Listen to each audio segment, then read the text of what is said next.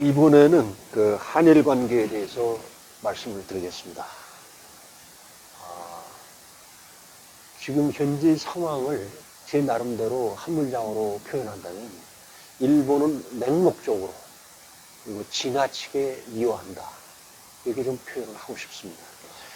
사실 그 한일 관계가 이제 박근혜 전 대통령 때도 그랬습니다만 하여튼 현 정부 들어와서 계속 이제 그 곤두박질 치게 되는 것이 이제 징용 배상, 그리고 위안부 할머니들에 대한 그 사죄, 배상, 이제 그거죠. 근데 지금 한국 사람들이 좀 착각을 하고 있는 게 있어요. 소위 그 중앙집권 체제인 한 나라 안에서도 어떤 개인과 개인 사이에 예를 들어서 뭐 폭행이 있었다든지 뭐 살인이 있었다든지 이런 경우에 과연 피해자의 성에 찬 그런 판결이 제대로 나오고 있는가.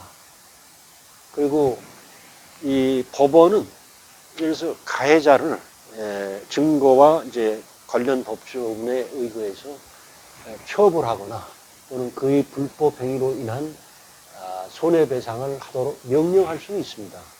근데 사죄하라고 할 수는 없어요.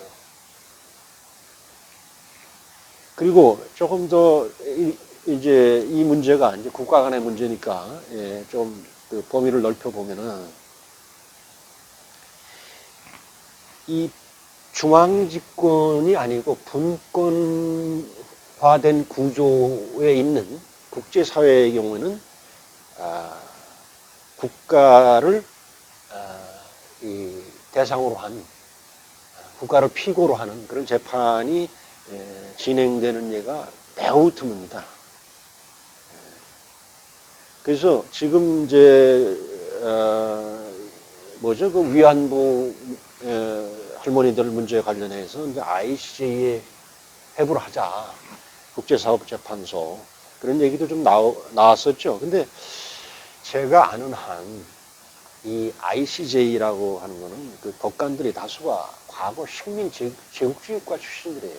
그러니까 법관들이 개인적으로 신종적으로 공감을 할지는 모르지만 한국인들이 희망하는 또는 기대하는 판결이 나오기는 어렵습니다. 그리고 특히 징용배상의 경우에는 이미 1965년 한일 청권협정에서 이 문제가 다뤄진 바가 있기 때문에 어떤 이 국제사법기관으로 가기도 어렵겠습니다만 간다 하더라도 기대하는 판결은 쉽지 않을 것으로 말씀을 드립니다. 근데 제가 굳이 뭐 듣는 분에 따라서는 저 사람 저기 어떻게 그러면 이 징용이나 위안부로 끌려갔던 분들의 그건 방법이 없는 거냐 그런 문제 제기를 할 수 있겠는데요. 국제적인 그 사례를 보면요. 예를 들어서 여러분들이 아마 이제 독일의 그 빌리 브란트 수상이라고 아주 유명한 분인데, 소위 그 동방정책을 처음 실시해서, 결국은 독일 통일에까지 이르게 했던 분이죠. 근데 이분이 한국인들한테 특히 각인되어 있는 것은 이분이 폴란드의 바르샤바에 가서 유태인 학살 추모에 앞에가지고 무릎을 꿇고 나치 독일의 죄가에 대해서 참여하는 그런 사진이 있죠. 그래서 아마 이분에 대해서 한국인들이 좀 많이 알고 있을 것 같습니다. 그런데 왜 이 얘기를 말씀드리나? 이제 일본의 예를 들면은 뻔뻔스럽고 또는 미온적인 태도를 비난하면서 야 독일을 봐라. 그런 얘기를 한국인들 많이 하죠. 그럼 독일은 과연 어떤가? 나치 독일이 그 유대인들을 박해했지 않습니까? 그에 대해서는 그야말로 뭐라고 할까요? 국제적으로나 국내적으로나 시도 때도 없이 독일 정부에서는 사죄하고 다짐을 합니다. 그런데 독일이 이 아프리카에 갖고 있었던 아프리카 동남부 나미비아라는 땅이 있는데, 나미비아에서 20세기 초에 독일인들이 그야말로 집단 학살, 제노사이드라고도 하는데요. 그런 그 만행을 저질렀어요. 2차 대전 끝나고 나가지고 이 나미비아로 이제 독립을 해서 독일 정부에다 대고 계속 얘기를 하고 있어요. 근데 독일은 들은 척도 안 합니다. 아니, 그럼 우리가 알고는 독일이 아니지 않느냐? 독일을 뭐 정부나 독일 사람들은 일본인들에 비해서 도덕적으로 훨씬 성숙한 집단이다. 이렇게 우리가 생각을 해야 하는데, 결국 왜 그런 거냐? 국제사회의 냉엄한 현실을 보여주는 것이다. 지금 미국이라는 나라가 어떤 나라입니까? 사실상 유대인들의 영향력이 엄청나게 큰 나라 아닙니까? 그러니까 독일이 2차 대전 이후에 유대인 학살, 탄압에 대해서 사죄하지 않고는 넘어갈 수가 없어요. 그러니까 유대인들이 가만 놔두지 않는다는 것은 미국이 가만 놔두지 않는다는 것이고, 또 주변의 유럽 여러 나라들도 결국은 독일을 왕따를 놨을 겁니다. 그렇기 때문에 독일의 입장에서는 어쩔 수 없이 그렇게 해야만 하지 않았는가, 제 나름대로는 해석을 합니다. 그러나 이제 아프리카에 있는 나미비아 사람들의 고통에 대해서는 계속 모른 체 하는 거죠. 왜냐? 모른 체 해도 누가 뭐라고 그러는 사람이 없으니까요. 기가 막힌 겁니다.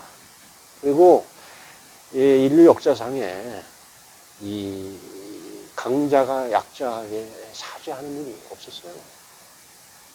왜 그러면 이렇게 당신은 뭐 한일 관계를 얘기하면서 이렇게 비참한 얘기를 하나? 냉엄한 국제사회 현실이 그렇다는 거예요. 지금 징용배상 이행을 위해 가지고 예를 들어서 가해 일본 기업이 한국 내 자산을 형무한다 그러는데, 일본 정부가 펄펄 뛰었잖아요. 근데 금년 1월에 위안부 배상 관련해서 1월에 우리 법원에서 배상하라. 그러니까 이번에는 일본에 한숨을 더 떴어요. 이거는 국제법 위반이다. 한 국가는 다른 국가의 국내 법정에 피고로 세울 수가 없다. 그런 국제 관습법이 있는 게 사실이죠. 하여튼 그러다가 보니까 지금 사실은 피해자인 한국 정부가 가해자인 일본 정부의 의로 몰리는 형국이 되어버렸어요. 지금 강창일 씨라고 작년이죠? 주일 한국 대사로 부임을 했는데, 제가 하여튼 5월 초까지 알아본 바에 따르면은 신입장 재정도 못하고 일본 내 스가 수장은 말할 것도 없고 외상조차도 만나지 못하고 있다고 그래요. 이런 엉망진창인 상태입니다. 사실 근데 이제 징용 배상 판결이 나오고 나서 이 현 정부에서 무슨 축창가다 또 이순신 장군을 들먹이면서 이번에는 치지 않겠다 그런 얘기들 하고 일본 상품 불매 운동이라든지 별의별 여행을 안 간다든지 그런 게 많았는데, 달라진 게 뭐 있습니까? 우리 한국 정부가 일본이 당시에 한국에 대해서 수출 규제를 했죠. 반도체 제조에 들어가는 소부장 수출을 규제하겠다. WTO에 제소했죠. 근데 지금 어떻게 됐어요? 시원하게 이게 안 됩니다. 그리고 일본이 또 세게 나오니까 우리 정부가 그러면 한일 군사정보보호법 지소미아라고 그러죠. 이거 깨버리겠다. 그랬더니 또 미국의 또 압력을 받아가지고 그러지도 못하고. 그러니까 지금 그 여러 가지로 미국과도 사실상 그 관계가 틀어지고 뭐 일본하고는 그 말할 것도 없고요. 그래서 지금 사실은 그 역대 한일 관계에서 가장 지금 최악의 상황이다. 근데 말이죠. 독도 문제를 제가 잠깐 좀 하겠습니다. 이 현 정부가 얼마나 민족과 자주를 많이 내세웁니까? 그래서 북한에 대해서도 우리 민족끼리를 복창을 하고 그러죠. 그런데 정부 산하 기관인 동북아 역사재단이라고 있죠. 이 재단에서 동북아 역사 지도를 만들었는데 기가 막히게도 독도가 표시가 안 돼 있는 거예요. 식민사학자들이 꽉 차 있다고 그렇게 된 거예요. 근데 정부에서는 이 기관은 100% 국민의 세금으로 운영되는 기관이에요. 정부가 아무 조치도 안 합니다. 이제 이러면서 자꾸 우리 국민들의 이 일본에 대한 감정만 자꾸 부추기다 보니까 별 희한한 일이 또 문제가 됐어요. 제가 여기 하나 적어 왔는데, 한 여권 인사가 일식집에서 회식을 한 거, 이게 뭔 문제가 됩니까? 이게 또 논란이 될 정도로 우리 사회의 대일 인식이 오로지 감성적인 차원으로만 흐르다. 이렇게 해가지고 과연 되겠느냐. 그러면은 결론을 제가 말씀드려서 한국과 일본과의 관계, 이거 뭐라고 할까요? 끊어버리고 싶은 끈질긴 악연인가요? 근데 사실은 지나간 최소한 2000년 또는 그 이상의 양국 관계사를 보면 갈등의 시대가 구체적으로 제가 피해가지 않겠습니다. 왜군이 우리를 쳐들어온 일도 있었고, 그게 하지만 사실 평화와 교류의 시기가 훨씬 더 길었어요. 우리가 이걸 무시할 수가 없습니다. 그리고 역사적으로 볼 때, 사실 거친 바람은 동남쪽보다는 북쪽에서 더 자주 불어왔습니다. 우리가 중국과의 관계에 있어서 이거는 명심을 해야 됩니다. 그러니까 일본이 우리한테 아쉬운 존재다. 일본 그렇게 우리가 나쁜 거 아니다. 이런 얘기를 하는 게 아니라 현실을 객관적으로 보자. 이런 얘기. 그래서 사실은 김대중 대통령께서 양국 관계를 미래로 나아가야 된다. 사실은 지금 그동안 우리 경제 발전뿐만 아니라 지금 현재도 일본과의 경제 교류는 우리 대한민국에 매우 유익합니다. 꼭 하면 중국을 중요하고 중국 눈치 보는 이유가 경제적 이유라고 하면서요. 왜 일본과의 관계에서 그런 걸 안 따집니까? 그래서 그러나 저도 한국인으로서 왜 울분이 없겠습니까? 진정으로 일본의 사죄를 받고 싶다면 그렇게 뭡니까? 감정을 폭발시키기만 해서는 달라지는 게 없다.